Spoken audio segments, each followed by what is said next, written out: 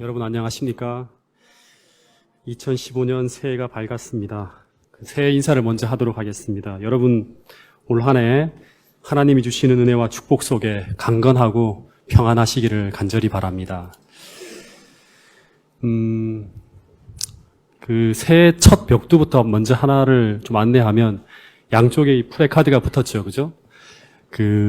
우리가 원래 사경회를 일주일간 할 것인가 아니면 주말 부흥회로 할 것인가 화요일, 금요일, 토요일로 할 것인가 의논 끝에 원거리에 있는 분들이 많기 때문에 주말 부흥회로 하기에는 좀 너무나 아쉬움이 있고 일주일을 다 하기에는 또 듣는 사람만 들을 수 있다는 생각 때문에 화요일, 금요일, 토요일 이렇게 3일간 하기로 했습니다. 그래서 이때 원거리에 계신 분들도 가능하면 좀 참석해서 가능하면 다 참석해갖고 사경 부흥회 첫 시작하는 이 연초 사경 부흥회가 하나님의 은혜 가운데서 온 교인들이 함께 이런 교회가 되기를 열망하는 마음으로 불타오를 수 있도록 여러분 좀 협력해 주시면 감사하겠습니다. 강사 되신 김현철 목사님은 아시는 분들은 아실 거예요. 레크레이션 강사, 서종환 앞에 강사를 할 만큼 달변에다가 또 교회를 부흥시킨 그러한 경험이 있는 분에게다가 또 아주 말씀을 잘하시고 좋은 말씀을 전하기로 소문이 난 아주 깊이 있는 말씀으로도 정평이 난 아주 훌륭한 목사님이십니다.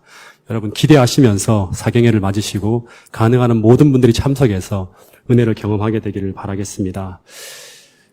연초에 이 네 분의 집사님을 세우고 여러분 보시다시피 아주 훌륭한 분들이 올해 집사로 안수되어졌습니다. 그리고 또 이 연초에 두 가정이 저희 교회로 오게 되었는데 한 가정은 이미 우리의 가족이었는데 잠시 파견을 나갔다가 돌아온 우리 이보람 정연호 집사님 가정이 이제 연초부터 이제 떠나지 않고 우리와 함께 봉사하면서 이 교회를 또 부흥시키기 위해서 함께 노력하기로 다시 결심하고 돌아왔습니다. 그리고 또 한 가정은 우리가 잠시 전에 소개했던 것처럼 우리 홍도화 임한나 가정입니다.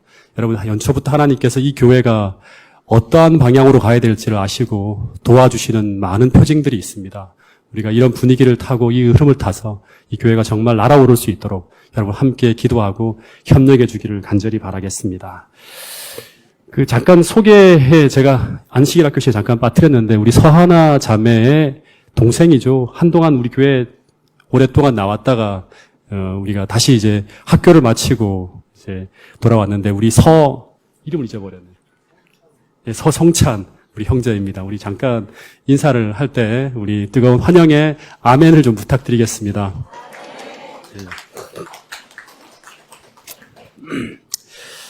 새해 아침에 제가 가정 예배를 드리면서 가족들에게 새해 소망이 뭐냐고 물어봤습니다. 근데 어떤 사람은 새해 소망이 뭐냐 그러면 참 소박해요. 자신이 갖고 싶은 좋은 신발을 갖는 것이 새해 소망이라고 하는 그런 사람도 있고 또 어떤 사람은 자신의 소망이 아니라 자식들이 이렇게 되었으면 좋겠다는 그런 소망을 이제 얘기하는 사람도 있었습니다. 근데 저의 새해 소망이 뭔지 아십니까? 옛날에는 거창하게 엄청난 어떤 그런 성령의 부흥과 이런 것들을 항상 얘기했는데 제 새해 소망은 제가 아주 행복한 사람이 되는 겁니다. 이게 제 새해 소망입니다. 어떻게 보면 이기적이라고 생각할 수도 있을지 모르지만 제가 행복한 사람이 되면 우리 가족이 행복해지고 또 내가 행복한 사람이 되면 이 교회에 출입하는 사람들이 행복하게 되고 그리고 내가 행복하게 살게 되면 내가 하고자 하는 일도 행복하게 잘할 수 있을 거라는 생각이 들었습니다.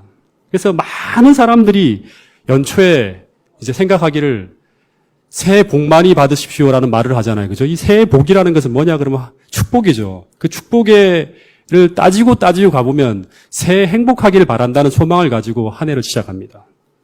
근데 문제는 많은 사람들이 저처럼 행복을 추구하지만 대부분의 사람들이 생각만큼 행복하게 살지 못한다는 거예요.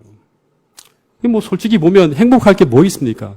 뉴스를 봐도 주변에 벌어지는 일들을 봐도 근데 2015년을 전망하는 그런 미래학자들의 전망을 보더라도 다 우울한 얘기뿐입니다. 그렇죠? 근데 이런 환경 속에서 우리가 그리스도인으로서 어떻게 행복하게 살 수 있을까? 이를 고민하는데 그 답은 뭐냐 그러면요. 제가 지난 몇 주 동안 우리가 함께 공부했던 이 산상수훈의 팔복의 이야기를 나누는데 어찌 보면 이 팔복은요. 우리가 잃어버린 행복을 우리가 어떻게 되찾을 수 있는지에 대한 그 방법을 제시하는 이야기가 바로 이 팔복입니다. 이 팔복은 행복의 본질을 가르쳐주고 있어요. 그 수많은 사람들이 저처럼 행복이라는 것을 얻기 위해 무엇을 소유해야 되는지에 대한 걸 궁구합니다.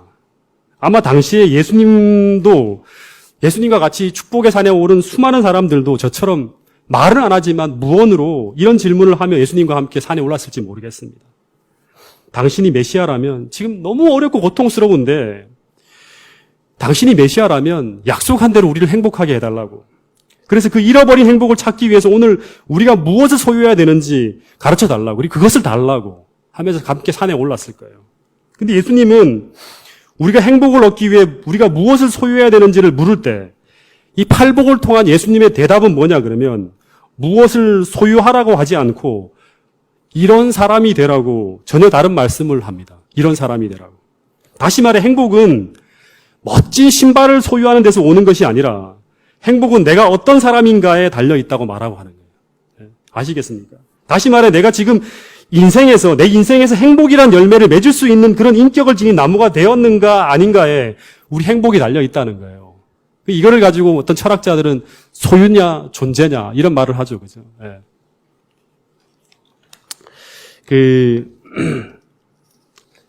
성경을 보면 죄로 말미암아 인간이 타락한 이후 우리는 하나님의 형상을 잃어버렸어요. 다시 말해 하나님의 품성을 잃어버렸어요. 이 품성을 잃어버리면서 인생의 행복도 같이 잃어버립니다. 여러분 다시 말하면 품성을 잃어버리면서 행복을 잃어버렸다는 거. 이걸 놓치면 안 돼요. 예. 예. 그래서 대부분의 인간들은 이 행복이 사라진 이유가 무엇인지를 놓치고 있어요. 그래서 대부분의 사람들은 그들의 인생에서 이 행복이 열리지 않는 이유를 그들이 잃어버린 그 물질과 환경 때문이라고 착각을 해요. 그래서 그들은 더 많은 물질을 소유하고 더 큰 권력을 잡고 더 좋은 환경을 소유하기 위해서 노력합니다. 그리고 그걸 소유하면 마치 내 마음의 행복도 찾아올 줄을 알고 그렇게 그것을 얻기 위해 달려갑니다.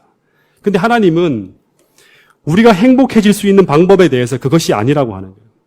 여러분 이 팔복을 통해서 예수님은 인생의 행복은 다시 창세기 1장에서 내가 잃어버린 그 천국의 품성을 우리가 다시 회복할 때 우리는 그 천국, 다시 말하면 그 행복을 다시 찾을 수 있다고 말하고 있는 거예요. 그래서 이 팔복의 이야기는 천국 백성에게 그 잃어버린 행복을 찾기 위해서 우리가 어떤 것을 회복해야 될지를 8가지로 이렇게 가르쳐 주고 있는 거예요. 여러분 첫 번째, 두 번째 이야기는 했습니다. 그죠? 이것은 그리스도인으로서 행복을 만들 수 있는 기초입니다. 우리가 행복하기 위해서는 예수님을 다시 소유해야 되는데 그 소유를 예수님을 다시 찾기 위해서 마음이 가난한 자가 돼야 되고 애통하는 자가 돼야 된다는 이야기를 나누었습니다. 그럼 오늘 이제 세 번째 이야기로 천국 백성의 품성에 대한 이야기를 한번 시작해 보도록 하겠습니다. 우리 마태복음 5장 5절을 같이 한번 읽어보겠습니다. 창문을 조금만 열어주세요. 이게 굉장히 두 대를 돌리니까 이 목이 완전히 금방 마릅니다. 같이 읽겠습니다. 시작.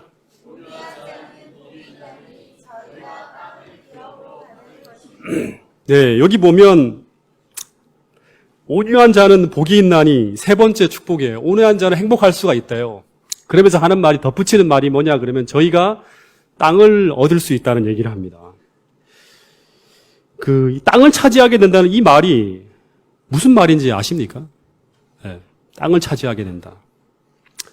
당시 일반적으로 유대인들은 이 하나님 나라를요, 천국을 이 물질적인 또 군사적인 의미로 이해를 했고 메시아도 그들에게 전쟁에서 승리를 가져줄 그런 분으로 기대하고 있었습니다.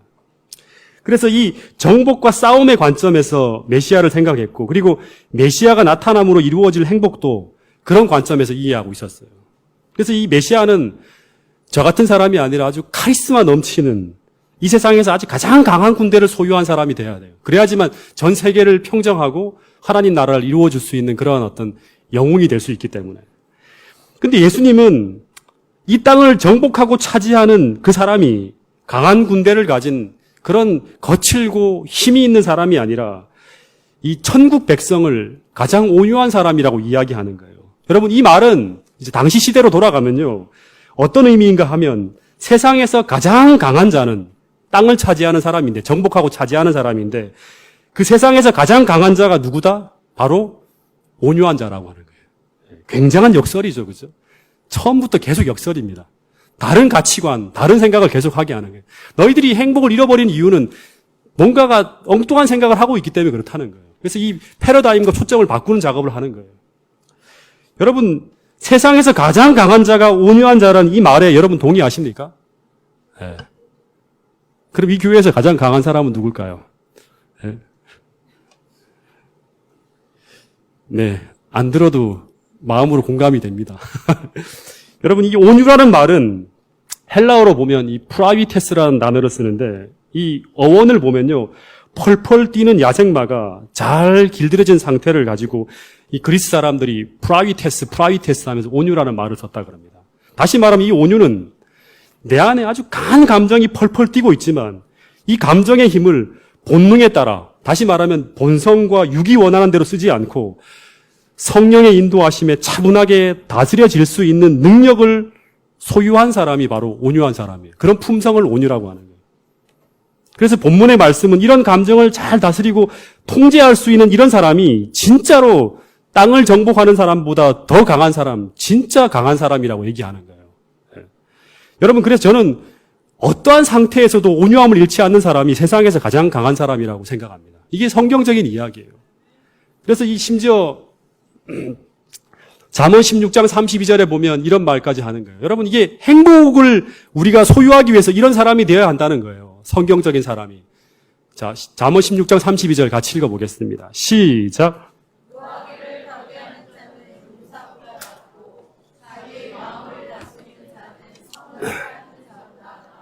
예, 노하기를 더디하는 자가 누굽니까? 온유한 사람이죠. 그렇죠? 이런 사람은 용사보다 낫고 땅을 정복하는 용사보다 낫고 이 온유한 사람은 어떤 사람이냐면 다시 한번 이제 그 패러프레이즈를 하면 자기 마음을 다스리는 자예요. 그죠? 노하기를 더디하는 자, 땅은 자기 마음을 다스리는 자 전부 온유한 사람이란 말이에요. 온유한 사람은 자기 마음을 다스리는 자인데 이 사람은 성을 빼앗는 자보다 나라를 정복하는 사람보다 더 강하다는 거예요. 그래서 다시 말해 온유는 마음을 잘 다스릴 수 있는 사람이 소유한 품성인데 그 사람은 용사나 성을 빼앗는 자보다 더 강한 자라는 그런 외부의 능력이 내 안에 들어와야지만 그런 성령의 능력이 내 안에 들어와야지만 우리가 온유한 사람이 될 수 있다는 거예요. 제가 이제 온유한 단어를 이 한 문장을 한 구절을 가지고 성경 전체를 살피는데 온유한 사람 하면 절대 빼먹을 수 없는 온유함의 대명사로 통하는 사람이 한 사람이 있습니다. 인류 역사상 가장 어떻게 보면 위대한 사람, 성경에서. 누구죠? 온유함의 대명사 하면. 예. 모세예요. 그죠? 이 모세. 그 모세 이야기를 전부 다 다루진 않고, 하나님께서 모세가 진짜 온유한 사람이라고 이야기했던 그 하나님의 선언이 이루어지게 만든 한 사건을 통해서 오늘 온유란 무엇인지에 대해서 여러분들과 함께 나누고자 합니다. 우리 민수기를 공부했기 때문에 이 민수기 12장의 내용은 여러분들 한번 방송을 통해서 한번 더 들으셔도 좋을 것 같아요. 녹음돼 있으니까. 근데 거기서 이 온유라에 대한 부분들 가지고 다시 한번 좀 이야기를 나눠보면 민수기 12장에 모세의 한 결혼 문제 때문에 한 사건이 터집니다. 한번 읽어볼게요. 자, 시작. 모세가 구스 여자를 취하였더니 그 구스 여자를 취하였으므로 미리암과 아론이 모세를 비방하니라. 그들이 이르되 여호와께서 모세와 말씀하셨으나 우리와도 말씀하지 않으셨느냐. 여호와께서 이 말을 들으셨더라.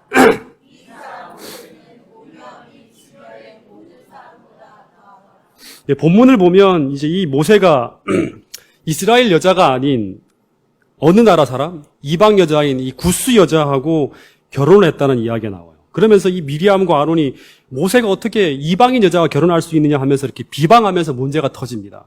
네. 근데 이 부조화 선지자를 읽어보면 상황이 그런 상황이 아니죠. 그죠? 이 모세의 아내 이 시보라와 모세의 장인 누구죠? 이드로. 이 사람들은 원래 어디 사람이죠? 구스 사람이 아니죠. 어디 사람이에요? 네? 구스 사람이 아니죠. 어디 사람이죠? 네, 미디안 광야에 살고 있던 사람이에요. 그리고 하나님을 믿는 사람이에요. 미디안 사람이면 아브라함의 형제들이잖아요. 그렇기 때문에 혈통이 같은 거예요. 그래서 이 모세의 아내가 시보라가 구스 여자가 아니에요. 그러니까 이 말은 뭐냐 그러면 추론해보면 시보라가 얼굴이 좀 어떨까요? 약간 검어요. 네. 이방인이 아닌데도 불구하고 아브라함의 후손인데도 불구하고 얼굴이 좀 까무잡잡한가 봐요. 그래서 이 모세의 아내를 비방하고 조롱하는 말일 수도 있고, 구스 여자란 이 말은. 또 하나는 아예 십보라를 이방 여인으로 몰아가면서, 보니까 혈족이 다른 것 같아. 니는 이 아브라함의 후손이 아니야. 이방인 여자야. 구스 사람이야 하면서 이렇게 몰아가는 거예요. 그러면서 십보라를 중상 모략하는 행위일 수도 있어요. 근데 왜 이런 일이 일어났는가? 더군다나 여러분, 이 미리암과 아론은 누구죠? 모세에게 누구죠? 형제예요. 그죠? 그리고 최측근입니다. 근데 이런 사람들이 자기를 막 비방하면서 나가는데 난리가 난 거예요, 지금.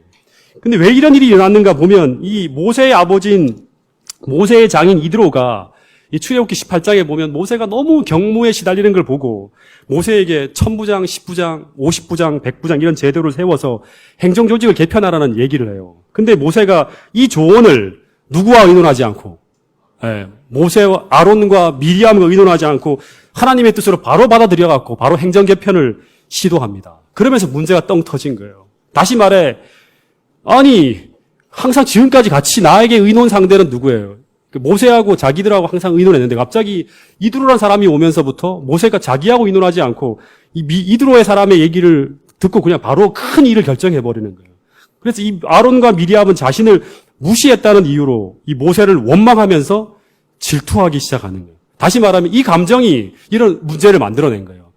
아시겠습니까? 내가 어떤 상황들을 이렇게 감정이 비뚤어지게 되면 아무리 올바른 거라도 이해할 수 있는 거라더라도 우리는 엉뚱하게 이렇게 문제가 되는 식으로 이렇게 생각이 흘러갈 수 있다는 거예요.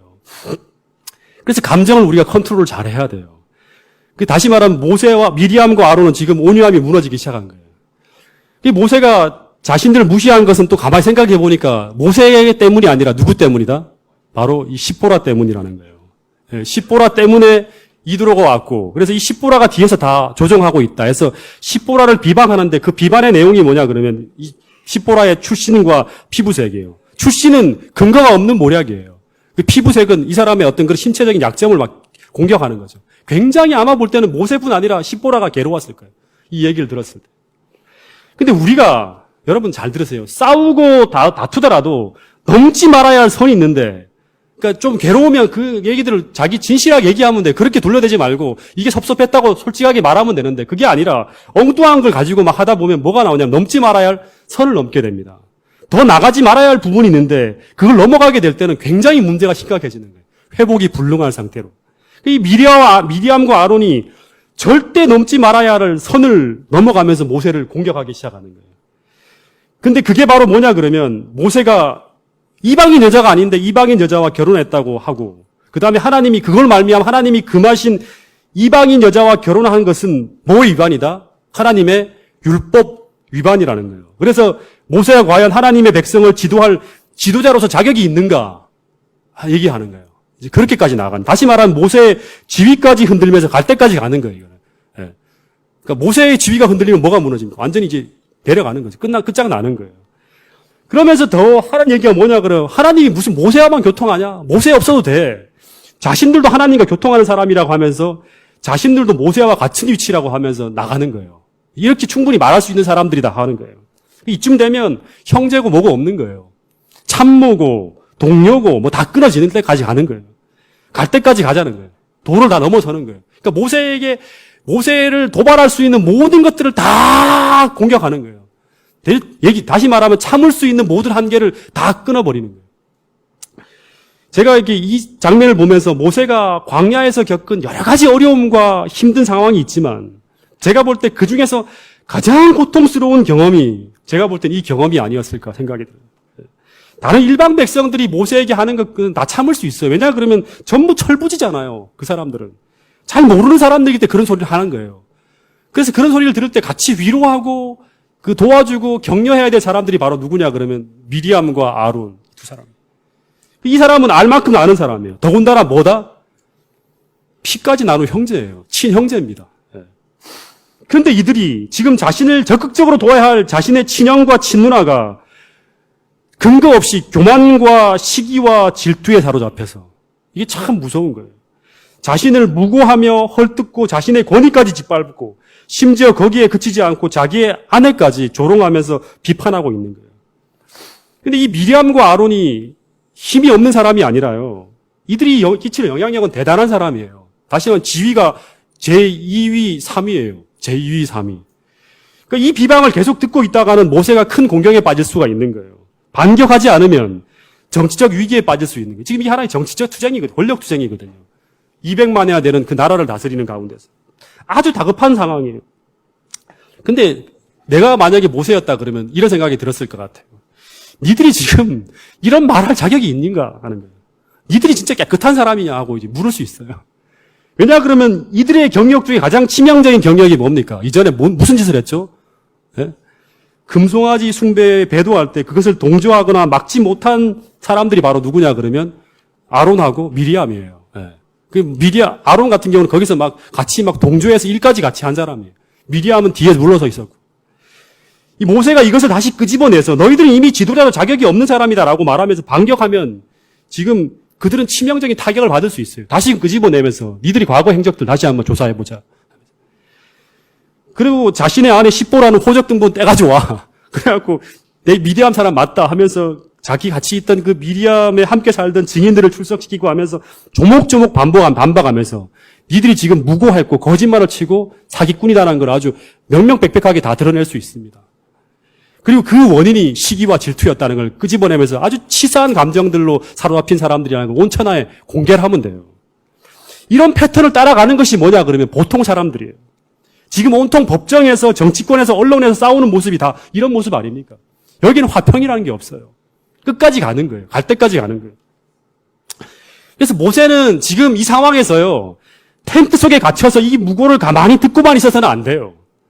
이 무고한 입을 올리는 이 두 사람의 텐트로 당장 달려가서 고함을 치고 싸우면서 입을 딱 막아야 돼요. 한 번만 더 그 말 꺼내면 가만히 두지 않겠다고 하면서. 아니면 뒷조사를 해서 신상을 털어갖고 혐의를 잡아서 엄벌에 처하면 되는 거예요. 실제 모세는 왕 같은 존재였거든요.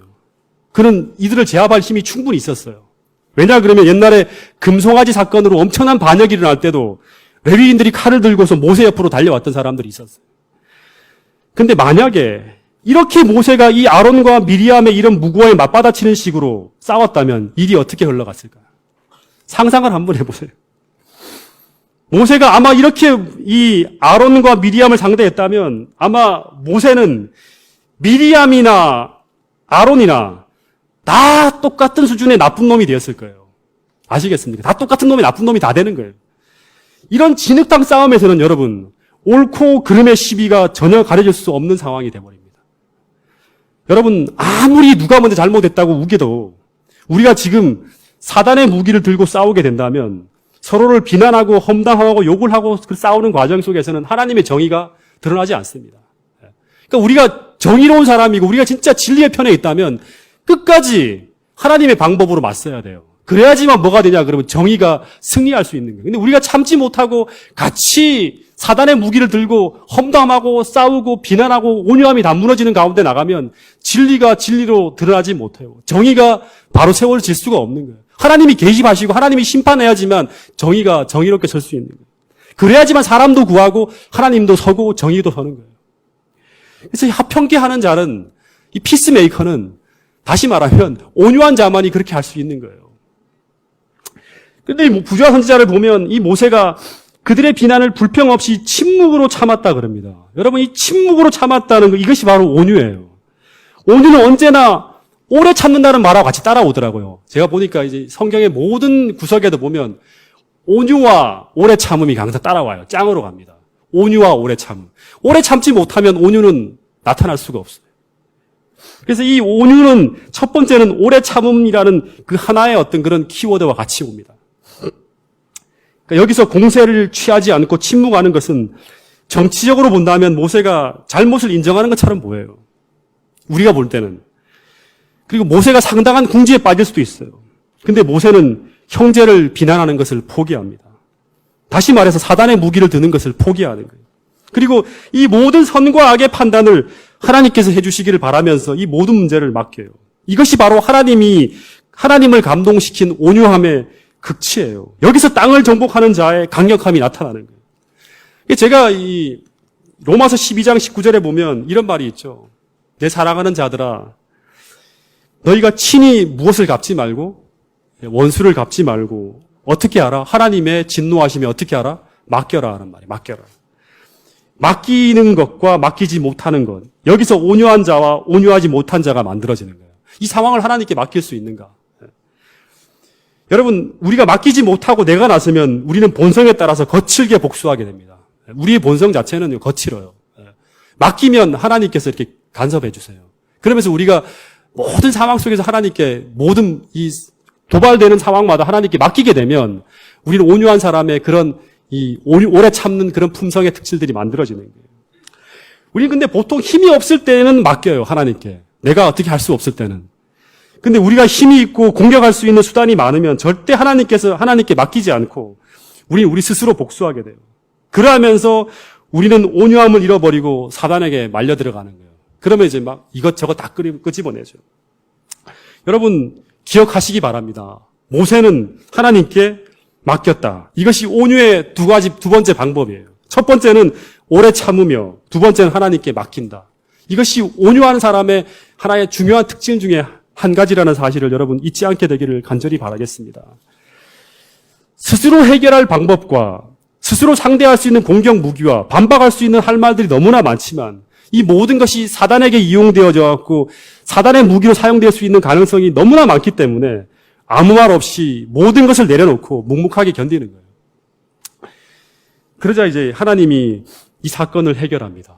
자, 12장 3절부터 9절의 말씀을 같이 한번 읽어보겠습니다. 시작.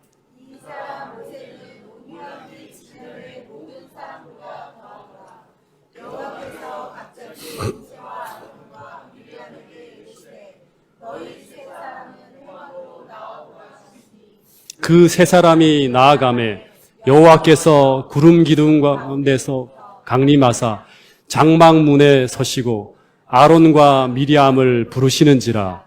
그 두 사람이 나아가매 이르시되 내 말을 들으라. 너희 중에 선지자가 있으면 나 여호와가 환상으로 나를 그에게 알리기도 하고 내 종 모세와는 그는 내 온 집에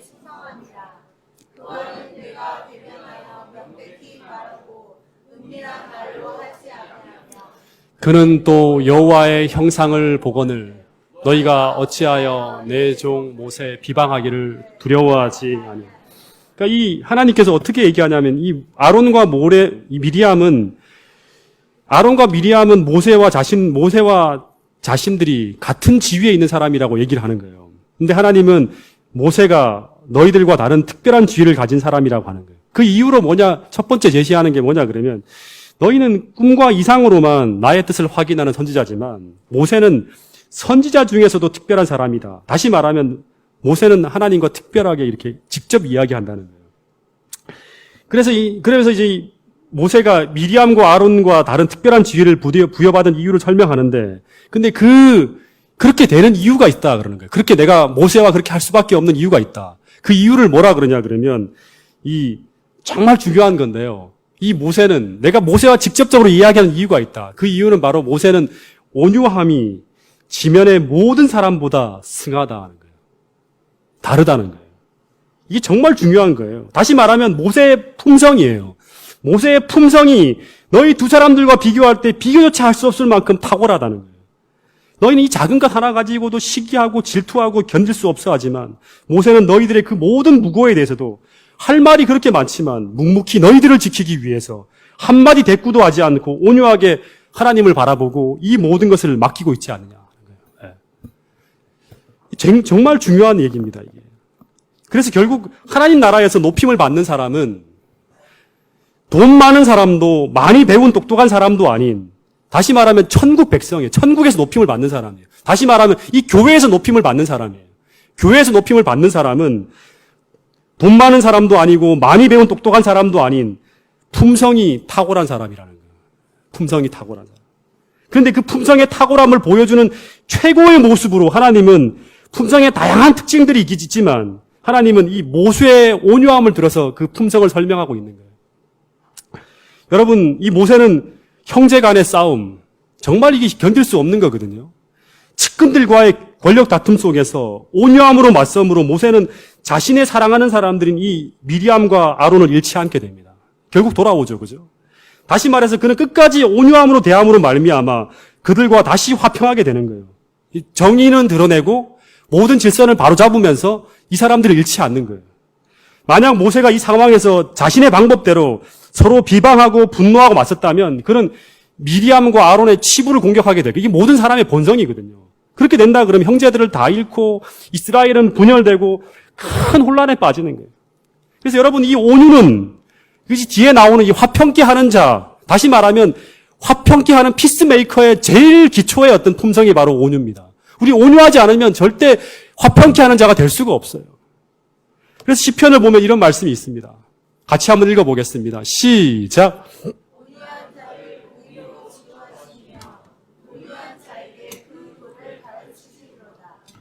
여기 보면 하나님은 온유한 자가 잘못되어지지 않도록 공의로 지도하신다는 사실이에요. 여러분, 온유함으로 항상 모든 사건들과 문제들과 다툼 속에 우리가 맞서게 되면 하나님께서 우리를 지켜주세요. 그리고 온유한 자에게 그 도를 가르쳐 준다는 말은 뭐냐 그러면 이 모세와 직접적으로 하나님께서 계속 교통하면서 지도했던 것처럼 오늘 우리도 그렇게 지도하실 거라는 거예요. 여러분, 이 온유는 팔복 중에 예수님이 가장 첫 번째로 제시한 우리 안에 성령을 통해서 이루어지길 바라는 그리스도인의 기초 품성이에요. 천국 백성의 가장 베이스예요, 베이스. 그래서 이 온유를 통해서 긍휼히 여기는 사람이 되는 거예요. 이 온유한 사람은 결국 다른 사람을 긍휼히 여길 수가 있어요.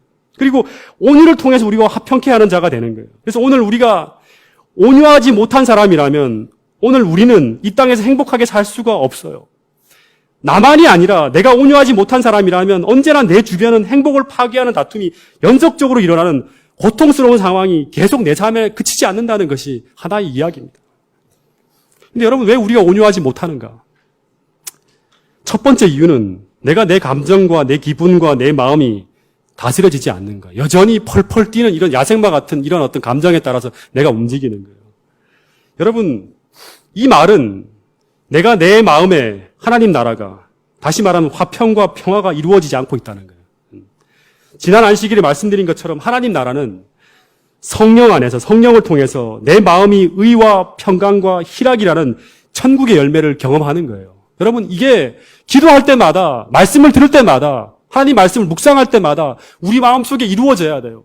근심이 가득하고 두려움이 가득하고 할 때 초조할 때마다 내가 무릎 꿇고 기도하면서 성령 안에서 내 마음이 천국이 이루어지는 걸 경험해야 돼요. 의와 평강과 희락이라는 천국의 열매가 우리 마음속에 임하는 것을 경험해야지만 우리가 온유할 수 없는 그런 상황에 맞설 때마다 다시금 성령 안에서 그걸 경험하면서 그 상황들을 이겨나갈 수 있는 거예요. 그래서 여러분, 온유라는 것은 나를 행복하게 만들고 세상을 평화롭게 만드는 하늘 축복의 기초예요. 천국 백성은 반드시 이런 사람이 되어야 돼요. 이 온유가 긍휼히 여기는 자와 화평케 하는 자를 만들어내는 거예요. 세상을 천국으로 만들어가는 그러한 기본 베이스가 바로 오늘 우리에게 만들어져야 될 바로 이 온유라는 거예요. 어떻게 온유한 사람이 될 수 있는가? 제가 이 모세의 이야기를 보면 여러 가지 얘기를 할 수 있지만 한 가지 이야기만 더 하면 저는 여러 가지로 이제 이 온유한 사람에 대한 이야기들을, 방법들을 성경에 제시하는 걸 봤지만 이 민수기를 보면 제게 떠나지 않는 하나의 생각이 뭐냐 그러면 하나님께서 이 모세가 이 지면의 모든 사람보다 온유함이 승하다고 얘기하고 난 다음에 그 다음에 나온 내용이 뭐죠? 그 다음에 나온 내용이 모세가 하나님과 어떻게 했다? 친구처럼 아주 친밀히 대화했다는 얘기가 나와요. 이거는 이제 온유한 사람이기 때문에 그렇게 대하는 것도 있고 그렇게 모세가 친밀하게 가깝게 하나님과 교제했기 때문에 온유함이 그렇게 됐다는 두 가지 다 설명할 수 있는 거예요.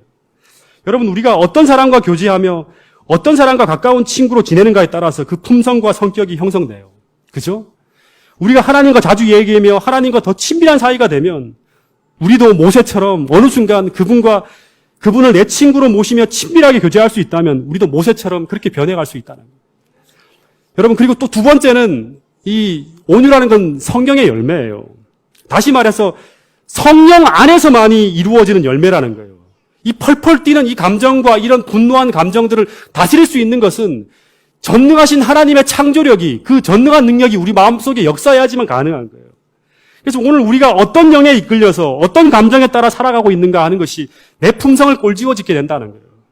자주 점검해 봐야 돼요. 내가 휩쓸릴 때마다 따라가는 것이 아니라 멈춰야 돼요. 갈라디아서에 보면 이런 말씀이 있습니다. 같이 읽어보겠습니다. 시작.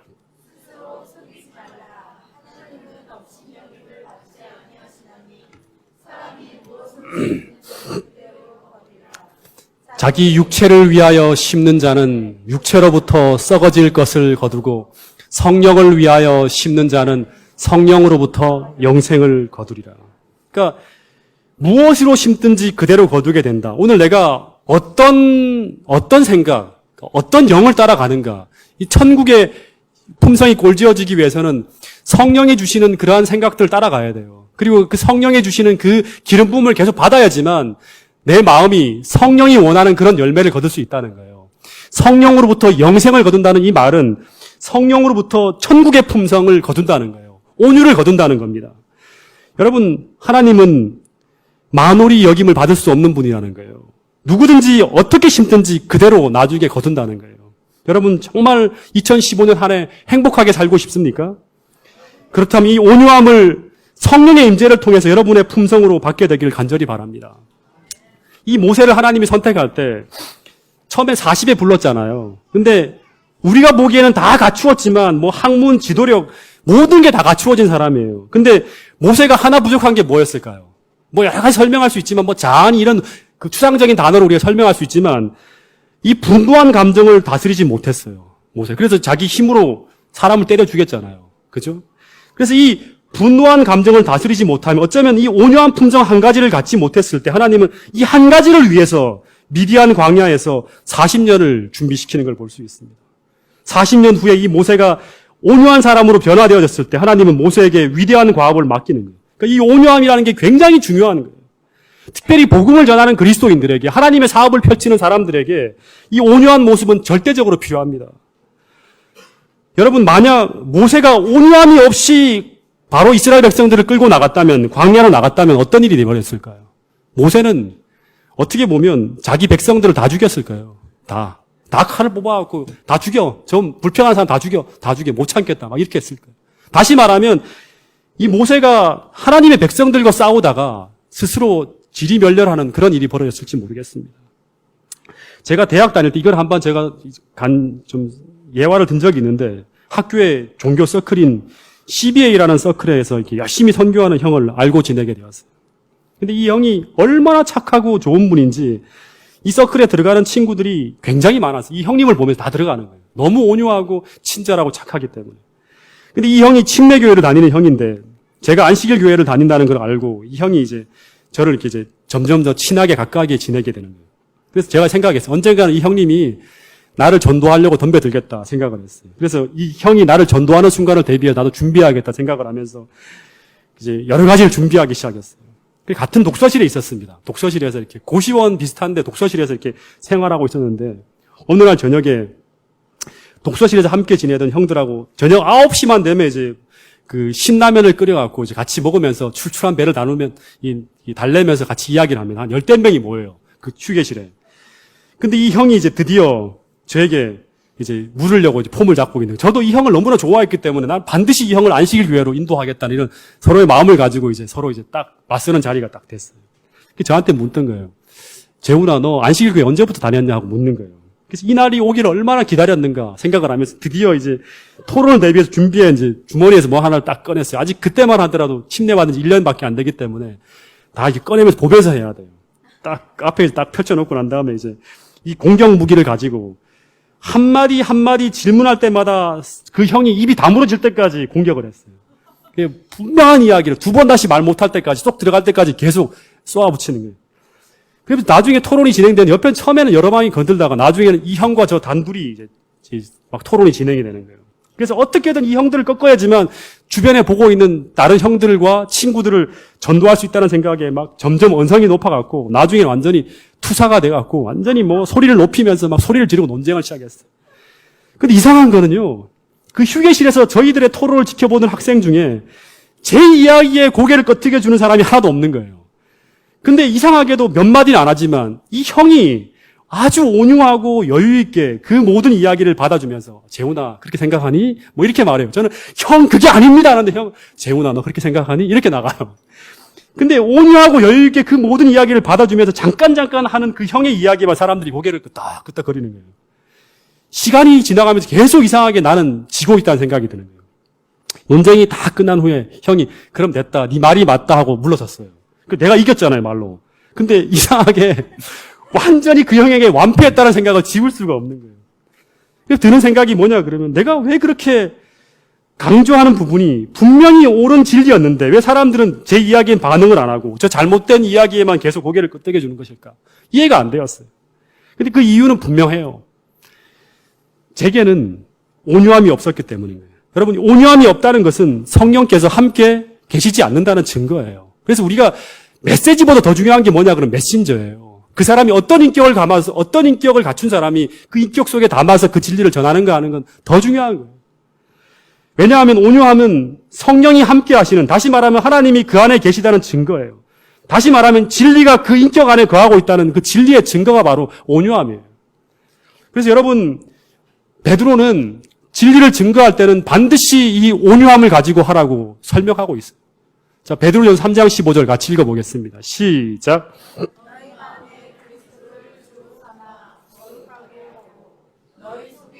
소망에 관한 이유를 묻는 자에게는 대답할 것을 항상 준비하되 온유와 두려움으로 하고. 여러분, 오늘 그리스도인이 된다는 것은 다시 태어나는 것이고요. 그리고 그리스도인이 된다는 것은 새로운 피조물이 되는 거예요. 다시 말하면 새 것이 되는 거예요.